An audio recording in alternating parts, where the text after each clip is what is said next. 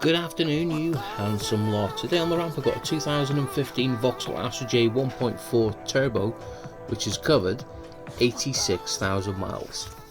Right, well, think back about a month or so ago, I did a little video on this where the vehicle came in and I diagnosed it as the actual chain guide off in between the camshafts had snapped and the car was running really poor. Well, I'm finally getting 5 minutes to get round to getting this job done. Just to give you a little bit of a recap what's going on, as you can hear behind me, this car is sounding absolutely horrendous. Now, while it's ticking over and getting warm, what I'm going to be doing is putting a launch advanced system flush in it, and that advanced oil flush in it, to try and clean as much carbon as we can out of that engine. Right, well, we are into the next day now, because when I put this car on the ramp it was about 4:15.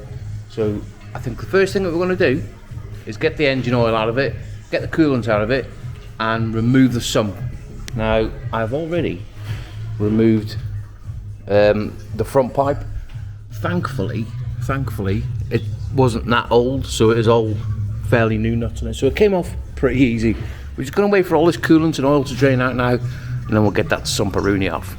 Right, well, I have now got that sump off, and to be honest with you, I was expecting lots and lots of little plastic in there, especially in that little gauze there for the oil pickup.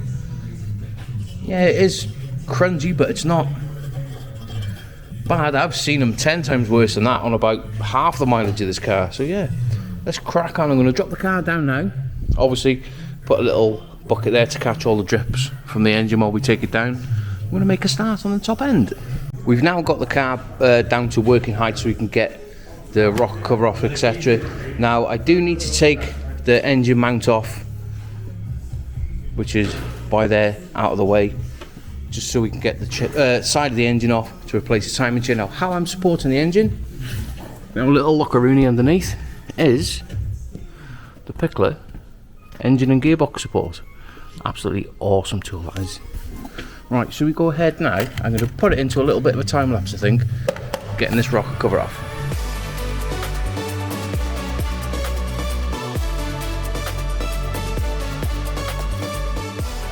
And there we have it. That is one rocker cover now removed. As you can see how slack that chain is. It is horrendous. Now, the plastic guide that goes in between the two cam pulleys, it has actually snapped. So I'm thinking, because the oil pressure for the lifters relies on this, and if this is broken, it's splurting out oil, it's not building enough pressure for the tappets. So what we're going to do now is go ahead, remove air conditioning pump, water pump, and also the alternator, which has got to come off, just so we can get the side of that engine off. Well, I'm going to show you one of my pet hates now. I've gone ahead and removed the AC pump and the AC pump bracket, the alternator and the water pump. And the water pump, this is my pet hate, silicone all over it. Now, if there's a gasket, it doesn't need silicone. So why people still need to put silicone on these gaskets, I do not know. And whenever you're taking these bolts out of stuff, get yourself a little bit of cardboard, because it can be different lengths. Just make a little bit of a pattern so you know when you're assembling it, the bolts are going back in the right place. Now I'm going to jump round now. I'm going to get this engine timed up, and I am using a proper shaft timing tool. It doesn't have much use, this one, to be honest with you. Got the crank locking pin for the pickup rings on the camshafts, and also the camshaft locking tool. Very simple to time up this engine is. I've gone ahead and I have also removed the timing cover now, which is there. And again, don't forget with these bolts, cardboard box, because they are different sizes and different lengths. If they go in the wrong holes, you'll either pull the threads or it won't seal and it'll end up leaking. Now, I'm going to get all this cleaned down shortly, but if I can just show you, can you see how far the tensioner is out? That chain is fairly slack. So I'm going to go ahead now, we're just going to crack these pulleys off, because they are free floating and we can adjust them these later. Put a little pin in the tensioner, push that back with a hand, like so. We can get that chain off, I think. Yeah, we can get that chain off. With everything now stripped down and everything out of the way, I've gone ahead, I've cleaned everything down with a little bit of wire brush on the end of my drill. And also I've got the sump soaking here, because this sludge build-up is breaking down slowly. A little bit of time with your brush. Just come back into it, work it in, and it will all dissolve. And the same goes for the timing cover as well. That is fairly cleanish now. Now because it had a little bit of oil pressure, lack of oil pressure filling the tappets up, hence why it was tapping. What I'm going to do is just pull this end cap off. Now they're not very tight. Now with it being furthest away from there, you should, if there's any damage on the end of the camshaft carrier caps, you will see scoring marks. Now to be honest with you, that and on the camshaft is fairly decent. I'm going to get that torque back up now. It's only about 8 or 10 newton meters, not very tight these. And also you're going to be looking at the camshaft for wear. Now if I've known these camshafts, they are pretty soft to be honest with you, and they can wear. So what you want to do is get your nail and just run along it and feel for any gouges, or you'll feel when it's worn, because there'll be like a groove in it. But that, I'm fairly confident and happy with that, to be honest with you. Now I'm not worried about all the sludgy carbon build-up in there, because I think over time, with a few engine flushes and some oil changes, that will all break up. I'm going to get this torque back up, and then we're going to get this timing chain put back on, I think. Right, finally the timing chain has turned up. Now it is a BGA timing kit. I do like using these. Got all the guides, new chain, crankshaft oil seal, new tensioner, and a new, oh god, a new gasket between the timing cover and the engine. Should we go ahead and get it fitted? There you have it, that chain is now fitted. Now the new tensioners, when you get them, you do have to remove that little pull pin out of the tensioner, because when you slide the cover on, it doesn't go through that hole there. So you have to put a little pin in it, as you can see, so it does go through that hole. Now in the bottom corners here, what I like to do is just put a tiny little bit of sealant. I've always done it, especially on them bottom corners. That timing cover is now nice and clean. I've had to remove the camshaft actuators so we can torque the camshaft pulleys up in a little while. Now what we've got to do, make sure, I've also put a new crankshaft oil seal in, and make sure that everything is nice and clean for reassembling, because if it's dirty, it's gonna leak. Right, let's get it on and get it torqued up. Right, now as you can see, I've got the timing cover back on.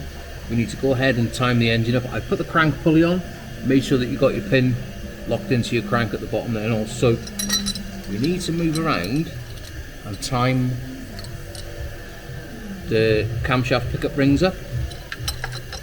This little tool, it slots on. Make sure that if they're not lined up, that tool won't slot down to the cylinder head. Now you don't need to go emergency tight with this, just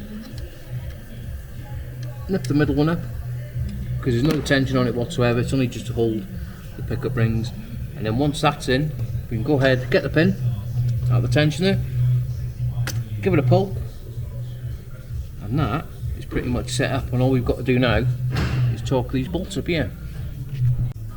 As you can see, that vehicle is now up in the air, and the reason for it, now I've got that timing cover on, I've got lots of stuff to be getting on with on the top end. And I thought, well, the sump needs to go back on, and it obviously needs sealant.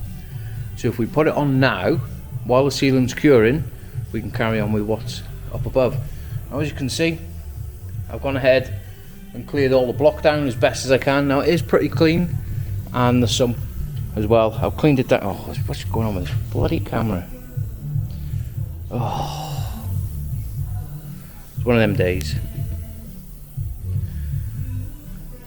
That's better. Right, this sump, as you can see, without going through a hot wash, it is as best as I'm going to get. Now I have put the sealant on. I'm going to give it a couple of minutes, let it go off, start to go off, and I'm going to get it bolted up to that engine. We are not now far off getting on the key and give it a little bit of a start, Rooney. All the side of the engine is built back up. Aircon pump, alternator, tensioner, belt, engine mount. I put some fresh oil in it, and I have got a new oil filter to go in the vehicle around there. Now, I don't know whether you lot know what's going on with this camera lately. The pipe, like a breather pipe from there to the inlet manifold, they're plastic and they're brittle. But however, we're not going to go down the road of getting an expensive one from Vauxhall. We're just going to use some good old-fashioned heater hose and put it in its place. It doesn't look the best, but it is functional and it's going to do for what we need. Right, so I'm going to plod on now. I've given everything a little bit of a clean down, get the rocker cover on and get some coolant in it. Finally, we have now finished this job off. Put some fresh coolant in it. Remember me telling you about that pipe that I was going to replace? That one there? It doesn't look too out of place, does it? And it does the job. Now what I'm going to do is I've connected the battery back up, I've disconnected the coil packs, and we're just going to wind it over.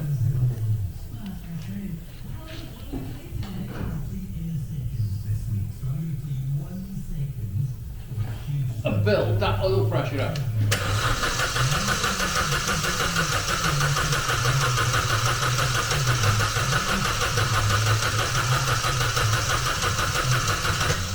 Oh, the battery's going to go flat. Is it going to start before it goes flat? I don't know. Right, let's put that coil pack back on and see if she fires better. It's got two choices, haven't we? It either starts and runs, or it doesn't. Let's see what happens.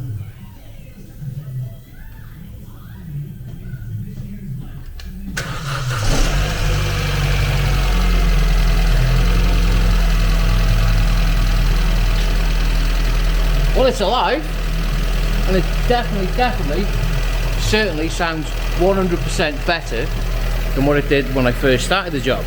This vehicle now has been ticking over for probably about 20 minutes or so, and everything, well, you can hear it. Now that is sounding like a little Singer sewing machine. Coolant's perfect, temperature's rising, as you can see we've got 82 degrees. Engine speed ticking over, we've got the long term, short term, everything is hunky-dory. Now what I'm going to do is not going to bore you any longer. I'm going to finish off tidying things up, clean all the engine bay down, wipe all my mucky handprints off things, put my tools away, and while I'm putting my tools away I'm going to be downloading this video, chucking it into some editing, and hopefully get it uploaded for you lot to watch tonight. So yeah, that is one Vauxhall Astra timing chain replacement. Let's get it sent.